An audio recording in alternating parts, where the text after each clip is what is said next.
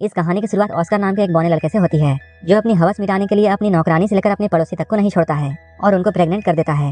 ये कहानी ऑस्कर के कारनामों से भरी हुई है, तो चलिए देखते हैं ऑस्कर और क्या क्या कारनामे करता है। इस मूवी का नाम है टिन ड्रम। इसे 1979 में रिलीज किया गया था। इस कहानी की शुरुआत में हम लोग एना नाम की एक औरत को देखते हैं, जो कि अपने खेतों में काम कर रही होती है। तभी वहाँ पर जोसेफ नाम का एक आदमी भागता हुआ आता है और पुलिस से छुपने के लिए उसकी मदद मांगता है। तभी एना उसे अपनी गुफा के अंदर छुपा लेती है, लेकिन जोसेफ इस मौके का फायदा उठाता है और वो गुफा के अंदर ही एना का गेम बजाने लगता है। जब पुलिस यहाँ से चली जाती है, तब जोसेफ बाहर आता है और इन दोनों की दोस्ती हो जाती है। इसके बाद ये दोनों एक दूसरे के साथ रहना शुरू कर देते हैं, लेकिन एक दिन पुलिस उसे पकड़ लेती है। इससे पहले कि पुलिस उसे अरेस्ट करती, वो पानी में कूदकर भाग जाता है। जोसेफ के बारे में बहुत से बातें फेमस हो जाती है। कुछ लोगों का कहना है वो पानी में डूबकर मर गया, वहीं कुछ लोग ये कहते हैं वो वहाँ से भागकर अमेरिका आ गया और वो यहाँ आकर एक अमीर बिजनेसमैन बन गया और यहाँ आकर ऐश कर रहा है। वहीं दूसरी ओर हम लोग एना और उसकी बेटी एग्नेस को देखते हैं, जो कि बाजार में सामान बेचकर अपना गुजारा कर रहे हैं। एग्नेस अपने कजन जैन से प्यार करती थी, जो कि एक पुलिस पोस्ट ऑफिस में काम करता है। इसके अलावा एना अल्फ्रेड से भी प्यार करती थी, जो कि एक जर्मन शेफ था। उन तीनों के घपाघप कार्यक्रम से ऑस्कर नाम का एक बच्चा पैदा होता है। ऑस्कर पैदा होने के बाद रोता ही रहता है और वो चुप ही नहीं होता है। जब उसकी मॉम उससे ये कहती है उसके 3 साल होने के बाद वो उसे एक टिन ड्रम देगी, इसके बाद वो रोना बंद करता है। अपने 3 साल होने के बाद जब ऑस्कर ने अपने जन्मदिन में लोगों को शराब पीते हुए और कुत्ता डांस करते हुए देखा, तब वो डिसाइड करता है कि वो कभी बड़ा ही नहीं होगा और अपने इसी काम को पूरा करने के लिए वो सीढ़ियों से कूद जाता है। इसके बाद से ही अब ऑस्कर हमेशा के लिए 3 साल का ही रह जाता है। वो हमेशा अपने ड्रम को अपने साथ रखता है और जब भी कोई उससे उसकी टूटी हुई ड्रम लेने की कोशिश करता है, वो इतना जोर से चिल्लाता है कि वो अपनी आवाज से कांच को भी तोड़ देता है। धीरे धीरे टाइम गुजरता जाता है। अब ऑस्कर 6 साल का हो चुका है। ऑस्कर ना ही बड़ा हो रहा था और ना ही वो अपने टूटे हुए ड्रम को अपने से अलग करता था, और जब भी कोई उससे उसकी ड्रम को छीनने की कोशिश करता, तब वो अपनी आवाज से कांच तोड़ देता था। ऑस्कर के इस पावर को देखकर सारे डॉक्टर हैरान थे, लेकिन उसकी मॉम और उसके परिवार को ये जानना था कि ऑस्कर क्यों बड़ा नहीं हो रहा है। हम लोग देखते हैं एग्नेस हर थर्सडे को ऑस्कर के साथ शहर जाती थी और वो ऑस्कर को एक दुकान पर छोड़ देती थी। इसके बाद वो जैन के पास जाती थी और वहाँ जाकर वो जैन के साथ भयंकर घपाघप करती थी। लेकिन एक दिन ऑस्कर को अपनी माँ के कांड के बारे में पता चल जाता है। ऐसा करते हुए कई साल बीत जाते हैं और अब ऑस्कर 12 साल का हो चुका है। एक दिन ऑस्कर अपने मॉम डैड के साथ सर्कस देखने के लिए जाता है, जहाँ वो कुछ बौने लोगों को परफॉर्म करते हुए देखता है। उन बौनों को देखकर ऑस्कर के मॉम डैड को ऐसा लगने लगता है कि शायद ऑस्कर भी एक बौना है। सर्कस खत्म होने के बाद ऑस्कर बेबरा नाम के एक बौने से मिलता है, जो कि ऑस्कर के इस टैलेंट को देखने के बाद उसे अपने सर्कस में काम करने के लिए ऑफर देता है।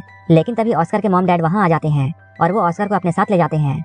इससे कुछ दिनों के बाद हम देखते हैं ऑस्कर की माँ ऑस्कर को जिस दुकानदार के पास छोड़कर जाया करती थी, वो दुकानदार भी धीरे धीरे एग्नेस से प्यार करने लगा था।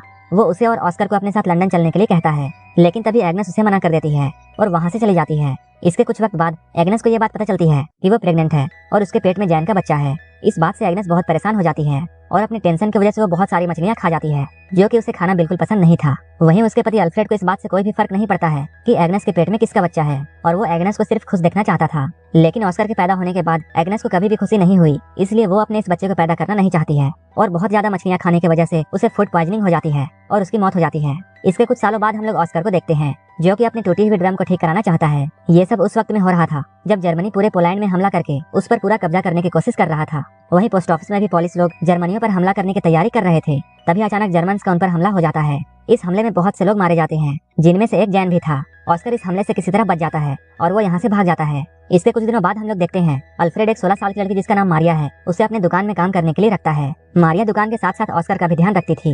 धीरे धीरे ऑस्कर को मारिया से प्यार होने लगता है। ऑस्कर की उम्र भी मारिया जितनी ही थी, लेकिन मारिया को इस बात पर यकीन नहीं था और वो ऑस्कर को अभी भी बच्चा मानती थी। जब एक रात अल्फ्रेड किसी काम से शहर से बाहर जाता है, तब वो मारिया के बेड के पास जाता है और वो एक चूहे की तरह उसके कंबल में घुस जाता है और घपाघप करने लगता है। मारिया को भी ऐसा करने में अच्छा लगता है, इसलिए वो ऑस्कर को नहीं रोकती है। धीरे धीरे ऑस्कर उसके और भी करीब आने लगता है, लेकिन अचानक एक दिन उसे ये बात पता चलती है कि मारिया का अफेयर अल्फ्रेड के साथ चल रहा है और मारिया अल्फ्रेड से बहुत प्यार करती थी, लेकिन अल्फ्रेड सिर्फ उसका यूज कर रहा था। मारिया इस बात से बहुत ज्यादा दुखी होती है और वो रोने लगती है। इस मौके का फायदा उठाकर ऑस्कर उसके पास आता है और उसे संभालने की सोचता है, लेकिन मारिया को बहुत गुस्सा आता है और वो ऑस्कर को बौना कहकर उसके पिछवाड़े पर लात मारती है। कुछ महीनों बाद हम लोग ये देखते हैं कि मारिया अल्फ्रेड के बच्चे की मां बनने वाली थी और ऑस्कर उस बच्चे को मारना चाहता था, लेकिन मारिया ऐसा होने नहीं देती है। कुछ दिनों बाद मारिया एक लड़के को जन्म देती है। उस बच्चे को पाकर सभी लोग बहुत खुश होते हैं, लेकिन ऑस्कर ये सब देखकर बिल्कुल भी खुश नहीं था, क्योंकि उसे ऐसा लगता था जैसे वो बच्चा उसी का है। वहीं दूसरी ओर हम लोग ऑस्कर के दोस्त बेबरा को देखते हैं, जो कि वर्ल्ड वार 2 के दौरान नाजी आर्मी में एक बड़ी पोस्ट पर काम कर रहा था। फिर एक दिन वो ऑस्कर को भी अपनी टीम में आने के लिए बोलता है। ये लोग पेरिस में एक परफॉर्मेंस करने वाले थे। ऑस्कर इन लोगों के साथ मिलकर सारे लोगों को अपना टैलेंट दिखाता है। उनके साथ काम करते हुए उसे अपनी टीम की एक लड़की जिसका नाम रोज बीता है, उससे प्यार हो जाता है।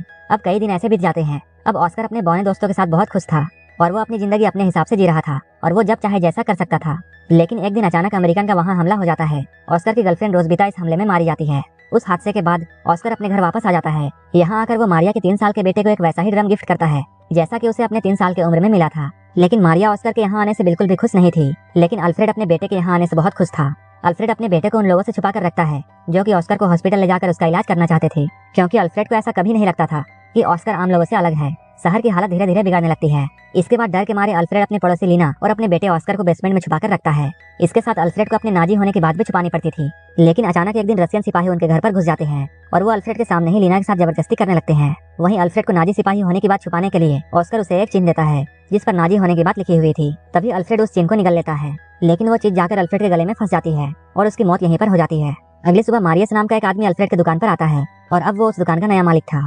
दुकान को अपने कब्जे में करने के बाद मारियल अल्फ्रेड का फ्यूनरल कर देता है, क्योंकि उसने हाल ही में अपनी पत्नी और बच्चों को खोया था और वो जानता था किसी अपने को खोना कैसा लगता है। अल्फ्रेड के मरने के बाद ऑस्कर को भी ये बात समझ में आ जाती है कि अब उसका इस दुनिया में कोई नहीं है। इसके बाद ऑस्कर फिर से ये डिसाइड करता है कि अब वो बड़ा होगा। इसके बाद ऑस्कर अपने ड्रम को भी अल्फ्रेड के साथ दफना देता है, लेकिन तभी कहीं से एक पत्थर आता है और वो सीधा जाकर ऑस्कर के सर पर लगता है, जिसकी वजह से ऑस्कर वहीं पर बेहोश हो जाता है। यहीं पर एक आदमी इन लोगों को बताता है कि ऑस्कर अब बड़ा होने लगा है। मूवी के लास्ट सीन में हम लोग ये देखते हैं एना को छोड़कर बाकी सारे लोग इस शहर को छोड़कर जा रहे हैं, जहाँ ऑस्कर को पता चलता है कि उसके चिल्लाने की शक्ति अब जा चुकी है। और लास्ट में एना वहीं पर रह जाती है जहाँ से इस कहानी की शुरुआत हुई थी और यहीं पर यह मूवी खत्म हो जाती है। अगर